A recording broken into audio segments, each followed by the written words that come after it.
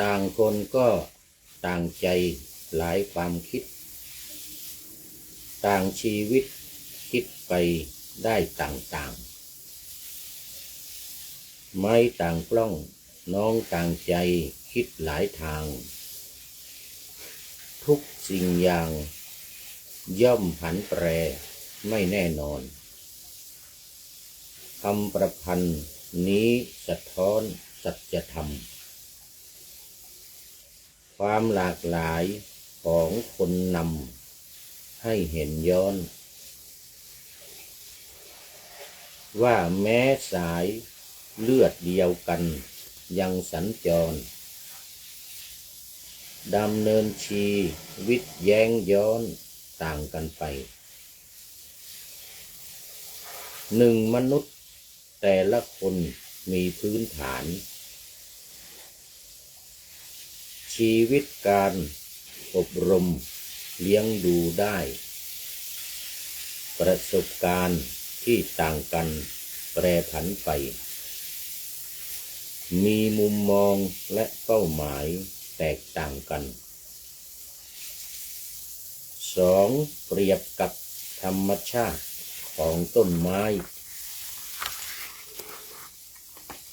ต้นกิ่งใบปล้องใหญ่เล็กผิดแผกผันเช่นต้นไผ่ต่างกันที่ปล้องยาวสั้นลักษณะไม่เหมือนกันแต่อย่างใดสามพี่น้องท้องเดียวกันยังอาจมีความคิดเห็นหรือวิถีต่างกันได้ทั้งความคิดปฏิบัติตัดสินใจหรือผู้สนิทชิดใกล้คิดหลายทางสี่ทุกสิ่งย่อมผันแปรไม่แน่นอนให้เห็นความเปลี่ยนแปลงย้อนในทุกอย่าง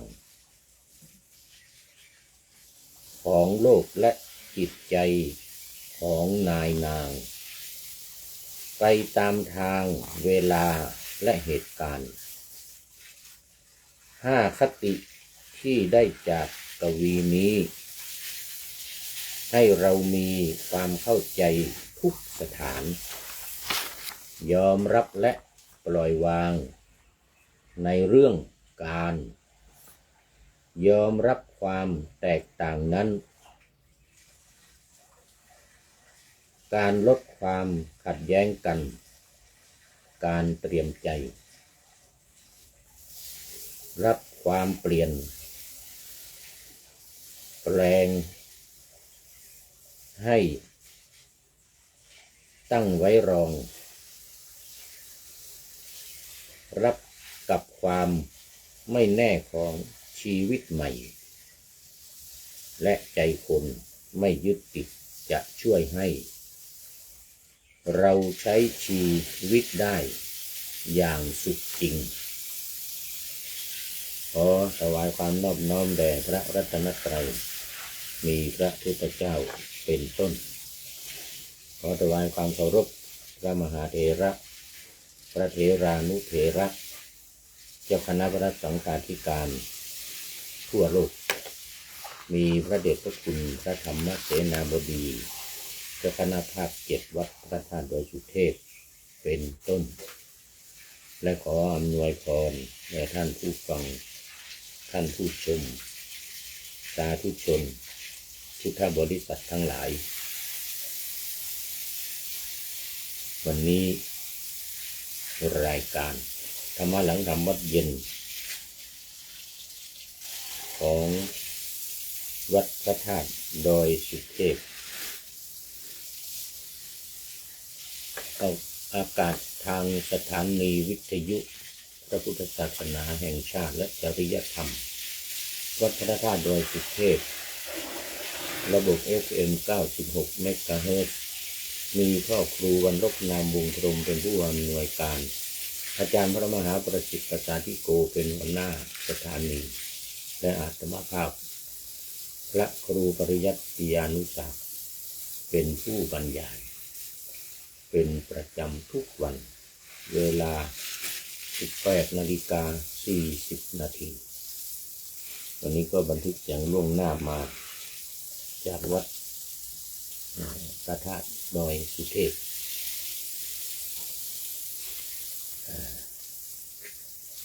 ขณะที่พระเดชพระคุณหลวงพ่อพระธรรมเสนาบดี อธิบดีสงฆ์เจ้าอาวาสวัดพระธาตุดอยสุเทพกำลังนำศรัทธาญาติโยมพระภิกษุสงฆ์สามเณรนักท่องเที่ยวทำวัดสวดมนต์เย็นและปฏิบัติธรรมกรรมฐานเป็นสมถกรรมฐานในหัวข้อที่หนึ่งของอารมณ์ของสมถกรรมฐานคือพุทธานุสติโดยการบริกรรมเราเรียกว่าปริกรรมนัยยะมันจะมีอยู่3อย่างสมถกรรมฐานเนี่ย1ปริกรรมนัยยะการบริกรรมเช่นพุทโธพุทโธพุทโธพุทโธเนี่ยโดยเฉพาะพระเดชพระคุณหลวงพ่อจะผสมกับอานาปานสติด้วยและการนับอันที่2คือคณนานัยยะการนับอันที่3คืออนุสรณานัยยะการระลึกตามผสมยังไงคือเอาตามลมหายใจเข้าหายใจออกหายใจเข้ายาวๆเข้าไปพูดว่าด้วยบริกรรมด้วยพูดจนหายใจเข้าไปสุดลมหายใจนะยาวเท่าไหร่ยิ่งดีแล้วก็หายใจออกมายาวๆโธ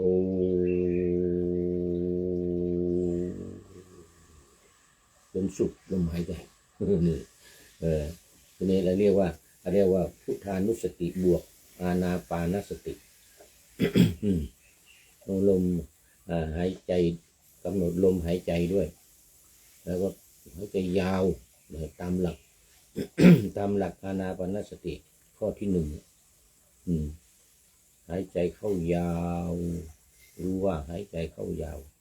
หายใจออกยาวรู้ว่าหายใจออกยาว ในจำนวน16ขั้นตอนของอานาปานสติขั้นตอนแรกนี่แหละกำหนดลมหายใจเข้ายาวหายใจออกยาว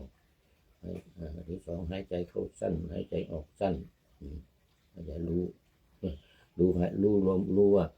ว่าขณะนี้หายใจเข้ายาวรู้ว่าขณะนี้หายใจออกยาวนี่เป็น1ใน16ขั้นตอนของอานาปานสติแล้วมาบวกพุทธานุสติคือบริกรรมว่าพุทกับโธ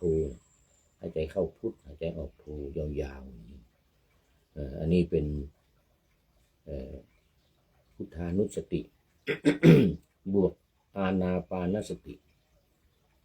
ไม่พอบางทีนับด้วยเข้าไปยาวๆแล้วก็ออกมายาวๆนับ1แล้วก็ต่อไปอีกก็2ต่อไปอีกก็3ต่อไปก็4 5ไปเรื่อยๆจนหมดเวลา นับไปเรื่อยๆแต่ว่านับตามคุณของพระพุทธเจ้าถึง56นะ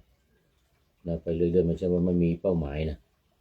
มีเป้าหมายถึง56คุณพระพุทธมี56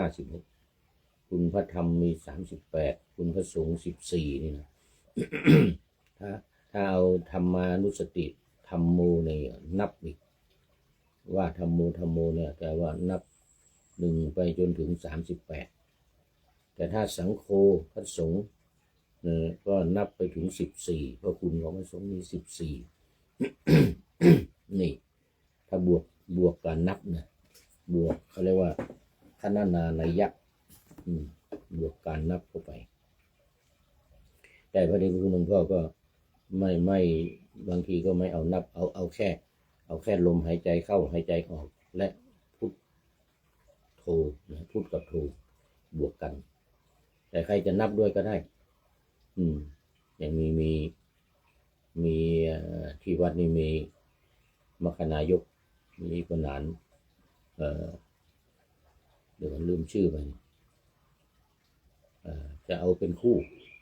คือหายใจเข้าหายใจออกเนี่ยเอา9 คู่อย่างนั้น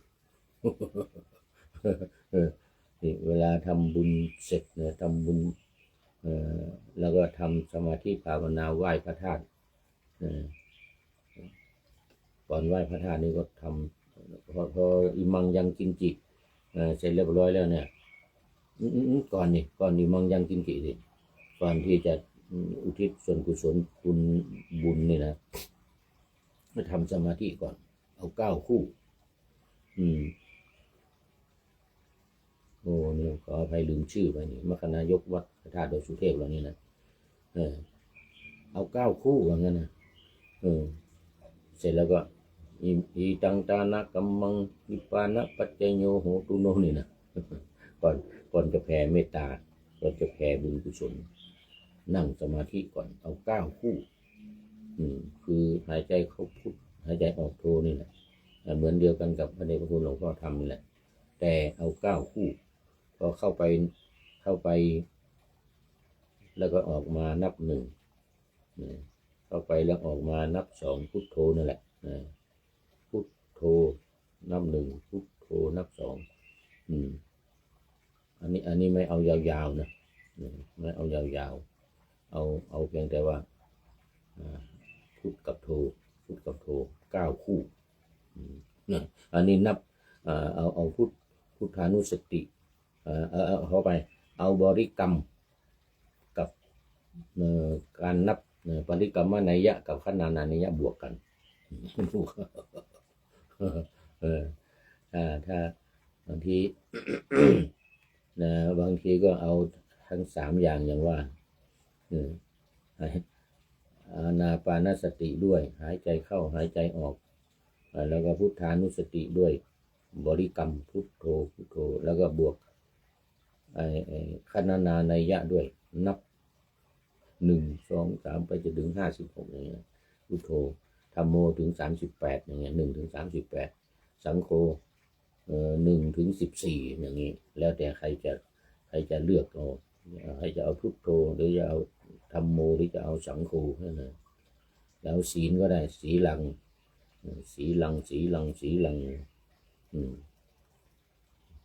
แล้วจาคะก็ได้ข้อที่5นะจาคูมันมี10อนุสติมี10ข้อพุทธานุสติธัมมานุสติสังฆานุสติศีลานุสติ5จาคานุสติ6เทวตานุสติ7มรณสติ8กายคตาสติ9อานาปานสตินะครับ9อานาปานสติแล้วก็10อุปสมานุสติระลึกถึงพระนิพพานอย่างนี้นะอุปสมานุสติแล้วแต่ว่าจะเลือกแต่พระเดชพระคุณหลวงพ่อนำเอาพุทธานุสติพุทธานุสติตลอดแล้วเวลาขึ้นกรรมฐานก็เหมือนกันพุทธานุสติกรรมฐานังยาจามิประจำพุทธานุสติกรรมฐานังยาจามินะขอพุทธานุสติแต่คนอื่นว่าเวลาว่าผมกันแต่ถ้าไปทำเองนะถ้าไปทำเองทำอยู่ในห้องอย่างนี้นะเราไม่ได้ไปทำพร้อมกับหมู่คณะทำเองจะเอาธรรมานุสติก็ได้สังฆานุสติก็ได้ศีลานุสติก็ได้สาธุท่านอาจารย์ปู่ลงมาแล้วก็ได้นะแล้วแต่ตามอัธยาศัยขณะเดียวกันก็มอบหมายให้ผู้พูดเนี่ยนำทำบรรยายทั้ง2 อย่างบรรยายทั้งสมถกรรมฐานบรรยายทั้งวิปัสสนากรรมฐานแล้วก็นำปฏิบัติไปด้วยอย่างตอนเนี้ย ตอนนี้ก็นำปฏิบัติวิปัสสนาขณะที่พระเดชพระคุณหลวงพ่อนำทำสมถะกรรมฐานผู้พูดมอบหมายให้ผู้พูดนี่นำทำวิปัสสนาโดยการบรรยายอธิบายทั้งสมถะทั้งวิปัสสนาอธิบายให้ฟังนี่นำทำวิปัสสนาโอ้ตอนนี้ขอต้อนรับคุณโยมเปรมใจบัวใสมาแล้วเป็นอาทิกัลยาณี เป็นผู้ที่เดี๋ยวเป็นมัชเชกัลยาณีแล้วเป็นครึ่งเลยเกินครึ่งมาแล้วเกินครึ่งแล้ว มัชเชกัลยาณีผู้มีความงามในท่ามกลางคือสมาธินะถ้ามาในเบื้องต้นก็อาทิกัลยาณีเป็นผู้มีความงามในเบื้องต้นนี่เดี๋ยวใครมาที่สุดใครอยู่ถึงที่สุดหรือมาในสุดท้ายนะบางทีหมดเวลาแล้วมาเข้ามาก็มีนะปะริโยสานะกัลยาณังเป็นผู้มีความงามในที่สุดได้ทั้งนั้นในรายการของเรานี่ให้FC ทั้งหลายเข้ามาตอนไหนก็ได้ได้ไม่เข้ามาก็ฟังไปฟังไปอย่างตอนนี้ก็เห็นมีรูปพระจะจำชื่อไม่ค่อยได้ถ้าไม่ใช่น่าจะเป็น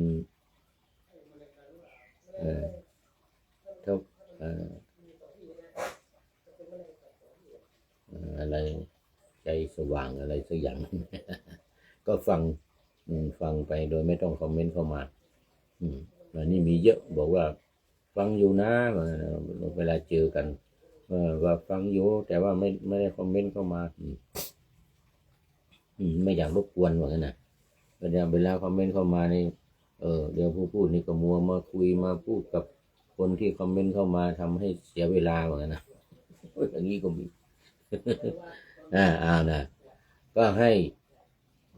พอได้คุณหลวงพ่อก็มอบให้ผู้พูดเนี่ยนำทำวิปัสสนาแต่สมัยก่อนพระเดชพระคุณหลวงพ่อก็นำทำเองทำวิปัสสนาอยู่ข้างบนคือพอขึ้นกรรมฐานอะไรเรียบร้อยแล้วก็บรรยายผู้30 นาทีตั้งแต่เริ่มทำ18:40จนถึง19:10 นาทีอย่างนั้นทุกวันแต่พอผู้พูดนี่มาอยู่ด้วยมาอยู่วัดพระธาตุดอยสุเทพพระเดชพ่อก็ไม่พูดละทีนี้ทำสมถะอย่างเดียวเลยพุทโธอย่างเดียวเลยทำจิตให้สงบอย่างเดียวให้เกิดจิตเป็นสมาธิแล้วก็มอบด้านวิปัสสนาให้ผู้พูดเป็นผู้นำทำตอนนี้ขอต้อนรับพระเดชพระคุณหลวงพ่อสุทธิสงึมรำอันนี้ก็เป็นมัชเชกัลยาโน เป็นผู้มีความงามในท่ามกลางขอบคุณพระเดชพระคุณหลวงพ่อมากเข้ามาในท่ามกลางวันนี้บางทีก็เบื้องต้นมาแต่หัวรุ่งไก่ไม่ทันหู แล้วก็มาในท่ามกลางวันนี้บางทีก็หลังสุดหมดเวลาแล้วเข้ามา ปริโยสารนะกัลยาโนนะนี่พระเดชพระคุณหลวงพ่อจะมีคติอยู่3 อย่างกราบขอบพระคุณหลวงพ่อมากเอาแล้วทีนี้พูดถึงเรื่องของการปฏิบัติวิปัสสนามีหลักอยู่3 อย่างของสมถะมันมี3ใช่ไหมเมื่อกี้เนี่ยปริกรรมนัยยะบริกรรมคณนานัยยะนับแล้วก็อนุสรณานัยยะระลึกตามคุณของพระพุทธพระธรรมพระสงฆ์ของวิปัสสนานี่จะมี1การฟังเขาเรียกสุตตนัยยะ2การคิดเรียกว่าจินตานัยยะ3ภาวนาก็คือพิจารณาตามหัวข้อธรรมที่ให้ไว้ในวิปัสสนารมณ์73 ข้อและสรุปลงในไตรลักษณ์อนิจจังทุกขังอนัตตารวมแล้วเป็น76อันนั้นเป็นผลของมันนะสรุป73 ข้อเนี่ยลงในไตรลักษณ์เพราะฉะนั้นข้อ1สุตตนัยยะการฟังนี่พระพุทธเจ้าทำมา ทรงปฏิบัติมาตั้งแต่ต้นหลังจากตรัสรู้แล้วนะยังไงก็คือเทศให้คนฟังนะเทศให้คนฟังคนฟังแล้วก็ได้บรรลุนี่แหละคือวิปัสสนาตัวจริงการปฏิบัติวิปัสสนาตัวจริงคือหนึ่งสุตตะการฟังครับผมตามเดี๋ยวไปครับถึงได้เวลาฉันเพลเดี๋ยวจบรายการนี้ก็ฉันเพลพอดีนี่แหละคือการฟังนี่แหละเป็นวิปัสสนาตัวจริงก็มอบหมายให้ผู้พูดออกทางวิทยุให้ผู้ฟังทางบ้านเนี่ยปฏิบัติตามปฏิบัติวิปัสสนาโดยการฟังนี่แหละเงินฟังนี่แหละสมัยพระพุทธเจ้าเนี่ยอย่างเดียวฟังส่วนใครจะปฏิบัติอย่างที่สองคือการคิดก็ไปคิดเองหรือใครจะปฏิบัติอย่างที่สามการพิจารณาก็ไปพิจารณาเองตามหัวข้อที่ให้นี้ที่บรรยายนี้นะส่วนขณะนี้ปฏิบัติท่านผู้ฟังท่านผู้ชมปฏิบัติตามผู้พูดในปฏิบัติวิปัสสนาโดยการฟังอันดับที่หนึ่งสุตตะนัยยะโดยวิธีการฟังซึ่งได้ผลมาแล้วเป็นหลายล้านคนหลายหมื่นหลายแสนหลายล้านที่บรรลุตามพระพุทธเจ้านี่นะที่เป็นอรหันต์ตามพระพุทธเจ้านี่เรียกว่าสาวกเลยนะพุทธสาวกอรหันตสาวกเนี่ยนะหลายหมื่นหลายแสนหลายล้าน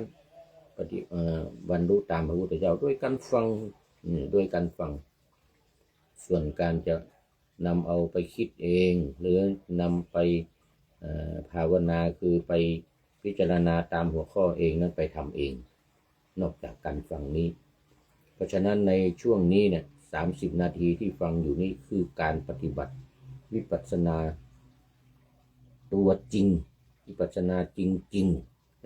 ๆอย่างวันนี้จะได้บรรยายได้พูดถึงเรื่องธรรมที่เป็นส่วนแห่งวิชชานี่อันนี้อยู่วิชชานี่อยู่ในสังโยชน์เนี่ยสังโยชน์ข้อสุดท้ายคืออวิชชาวิชชาตัวนี้จะเป็นการแก้เป็นการแก้เพราะว่าในอริยสัจสี่เนี่ยคือ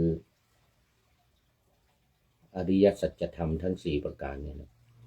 ทุกข์สมุทัยนิโรธมรรคเนี่ยเป็นการทำให้เกิดวิชชาตัวนี้คือความรู้เพราะอะไรคุณอยู่ในอวิชชาอยู่ในสังโยชน์ข้อที่10เพราะว่าไม่รู้อริยสัจสี่แล้วมาดูรายละเอียดอันนี้มาในทุกขนิบาตอังคุตรนิกายพระสุตตันตปิฎกเล่มที่20หน้า77ถึง78ข้อที่274ถึง76เนี่ยถึง76ใจความก็คือภิกษุทั้งหลายทำ2 อย่างเหล่านี้เป็นไปในส่วนแห่งวิชชาทำ2 อย่างอะไรเล่าคือสมถะและวิปัสสนาเห็นไหมสมถะและวิปัสสนานี่แหละเป็นธรรมที่เป็นไปในส่วนแห่งวิชชาคือจะทำให้เกิดความรู้เกิดความเข้าใจเกิดญาณเกิดปัญญาเกิดวิชาเหมือนที่เราสวดในธรรมจักรวิชาอุทธปาธิโลโกอุทธปาธิปัญญาอุทธปาธิญาณังอุทธปาธิเนี่ยเกิดวิชาเนี่ยเกิดได้ยังมีทำ2 อย่างคือสมถะและวิปัสสนานี่เองสมถะที่เหมือนหลวงพ่อทำอยู่ขณะนี้นะวิปัสสนาก็เหมือนผู้พูดทำอยู่ขณะนี้เหมือนกับท่านผู้ฟังอยู่ขณะนี้แม่ผู้พูดเองขณะที่พูดนี่ก็ฟังไปด้วยนี่หูอยู่นี่ปากพูดอยู่นี่ใกล้ๆกันมันได้ยิน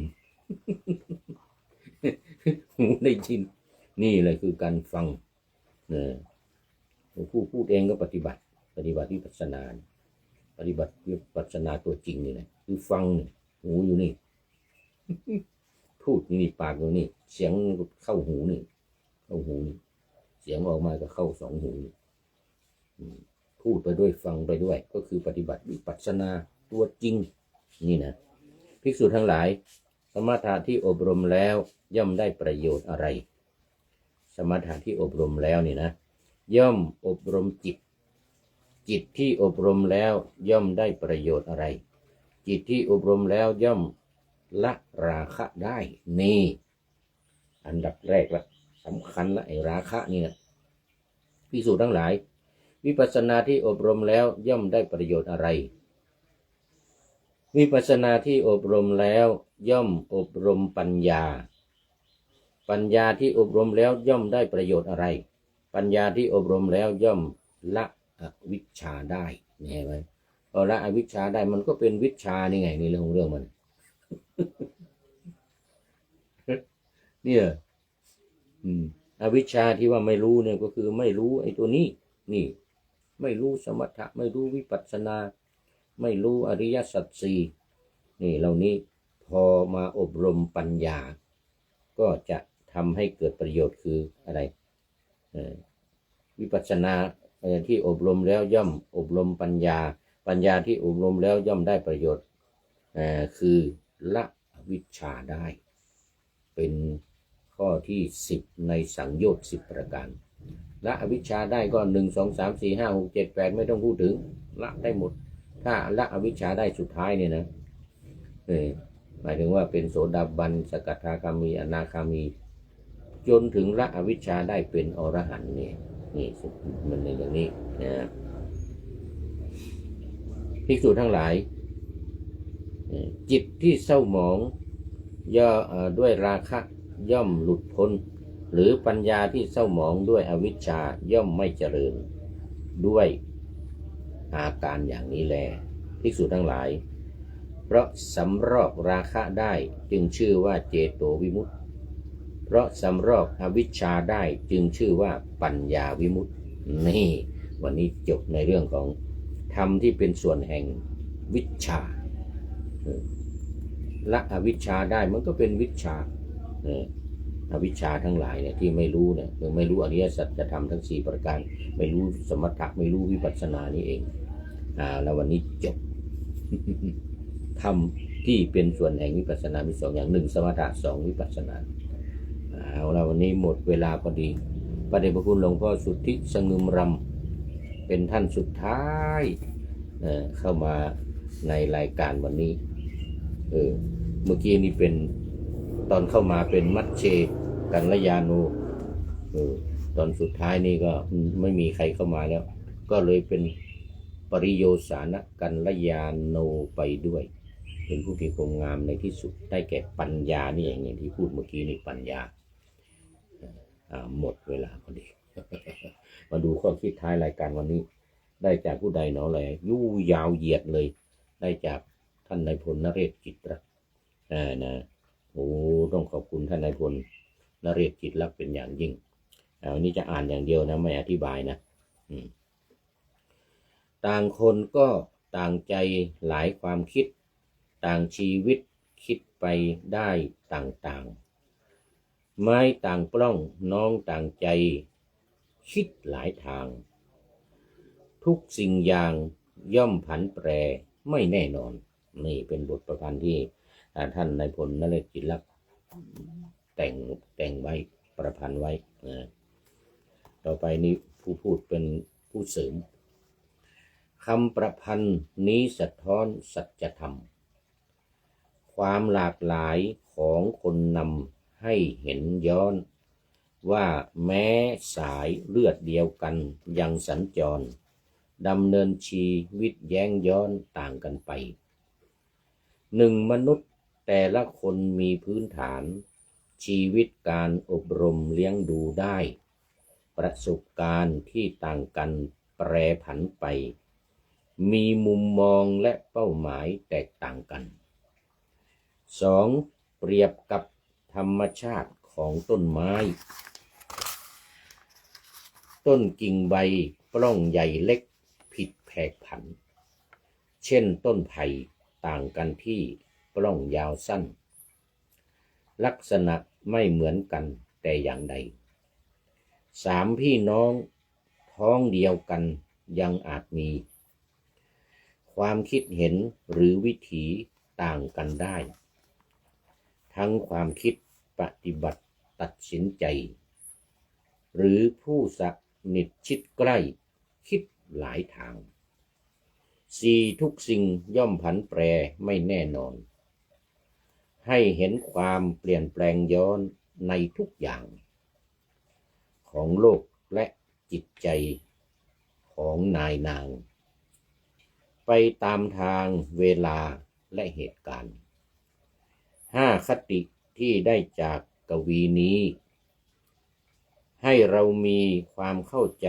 ทุกสถานยอมรับและปล่อยวางในเรื่องการยอมรับความแตกต่างนั้น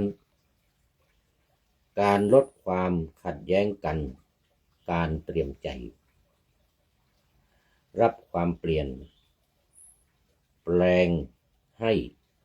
ตั้งไว้รองรับกับความไม่แน่ของชีวิตใหม่